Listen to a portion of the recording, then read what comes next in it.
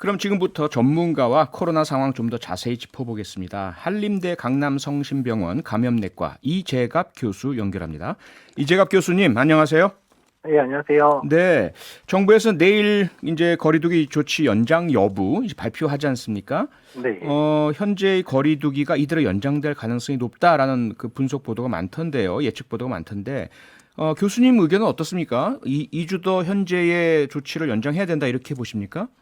예, 일단 2주 연장해야 된다고 생각을 하고 있고요. 예. 그러니까 첫 번째 이유는 아직까지 중증 환자의 비율이 1000명을 넘는 상황이 지속되고 있는 상황이고요. 그래서 네. 어쨌든 중증 환자가 좀 줄고 중환자 의료체가 좀 이렇게 완화가 돼야 가능한 부분이고요. 네. 두 번째는 이제 오미크론의 이제 유입이 본격화될 게 1월 달인데 네. 지금 유행 상황을 어느 정도 안정화시키지 않으면 오미크론 변이에 의한 그 감염자가 확 늘어날 가능성이 상당히 높기 때문에 예. 그런 대비를 위해서도 2주 정도 연장이 필요할 것 같습니다. 네.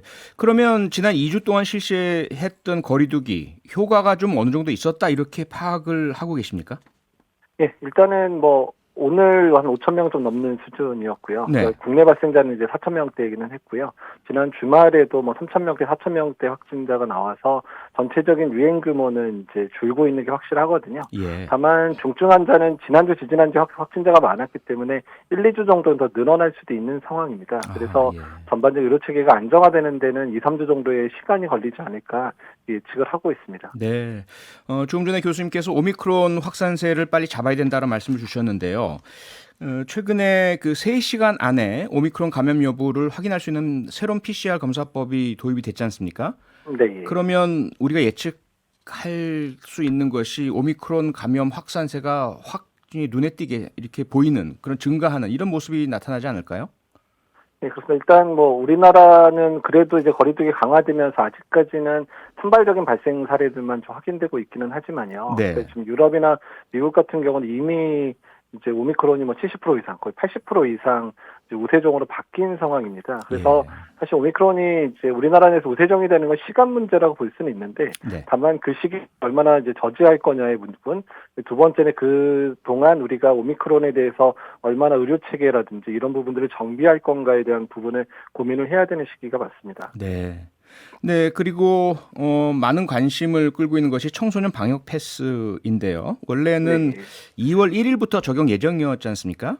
그런데 아무래도 청소년들의 미접종 비율이 너무 높고 시간이 많이 걸린다는 그런 요청 주장들이 많아서 3월 1일 개학 시기로 맞춰서 늦춰달라고 요구가 많았었는데요. 지금 그렇게 될 가능성이 높아 보이지 않습니까? 교수님은 어떤 입장이세요? 네, 일단 이제 뭐 방역 패스의 적용이라든지 또는 이제 전반적인 소아청소년의 발병 빈도가 높다 보니까 예. 일단 다행히 이제 소아청소년의 접종 속도가 빨라지기는 했습니다. 아하. 근데 이제 뒤늦게 맞은 아이들 같은 경우는 2차 접종이 1월 말이나 2월이 좀 넘어가는 아이들이 나올 수밖에 없거든요. 네. 그래서 일단은 이제 그런 예방 접종에 그런 부분들을 좀 맞을 수 있는 기회를 주기 위해 3달 정도 연기하는 거는 뭐 필요할 수도 있겠다 생각을 하고 있습니다. 네. 오늘 무척 안타까운 소식이 전해졌지 않습니까? 16살 청소년이 코로나19 백신 2번 접종한 이후에 사망했다라는 신고가 접수됐는데요. 어떻습니까? 백신 접종과의 인과관계 좀 더 조사를 해봐야 아는 거겠죠? 예, 그렇습니다. 일단은 뭐 이제 사망사 소식만 전달됐지 그 원인에 대한 부분들이 아주 명확지 않기 때문에요. 예. 그래서 그 부분은 정부 차원에서 충분한 조사가 될 것 같고요. 특히 심근염이나 이런 가능성들이 언급되고 있기 때문에 일단 그런 부분에 대해서 철저하게 조사하고 또한 필요하면 피해 보상을 충분히 하도록 해야 될 것 같습니다. 네.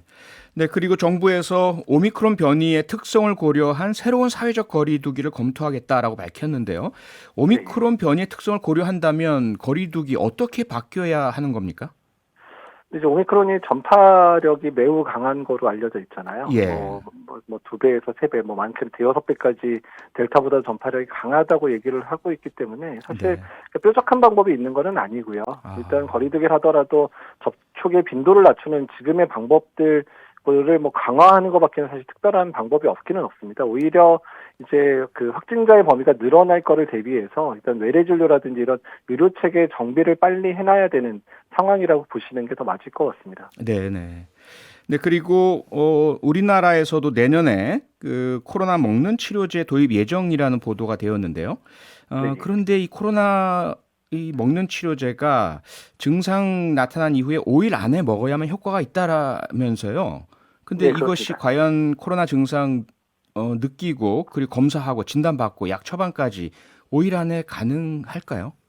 사실 지금 같은 경우에 어르신들이 증상이 이제 애매하다 보니까 매우 늦게 확진이 되는 경우도 상당히 많거든요. 네. 그래서 이 부분을 5일 이내에 이제 처방까지 가능하게 하려면 일단 어르신들에 대해서 증상 발현이 되는 대로 바로 검사를 받도록 하고, 또한 이제 확진되고 나서 이제 뭐 재택치료 배정되고 약 처방받는 데까지 시간을 아주 단축을 시키지 않으면 이제 5일 이내에 투약하기 상당히 힘듭니다. 그래서 네. 이런 부분에 대한 이제 의료체계 개편들도 이제 약이 들어오는 한 달 정도의 시간이 남았으니까 그 사이에 만들어야 되는 상황이라 보시면 될 것 같습니다. 네. 교수님, 저희가 언론 보도로만 봐도 뭐 교수님을 포함해서 방역 전문가분들 올 한 해 너무 고생이 많으셨는데요. 좀 괜찮으십니까? 건강 관리랑? 일단 뭐 건강해야죠. 계속 네. 일을 하려면. 예, 예. 네, 수고 많으셨고요. 내년에도 네. 빨리 이 코로나19 종식될 때 될 수 있도록 많은 노력 부탁드리겠습니다. 감사합니다. 네, 감사합니다. 네. 지금까지 이재갑 교수님이었고요. 평일 저녁 6시 5분에 여러분을 찾아갑니다. MBC 라디오 교창원의 뉴스 하이킥.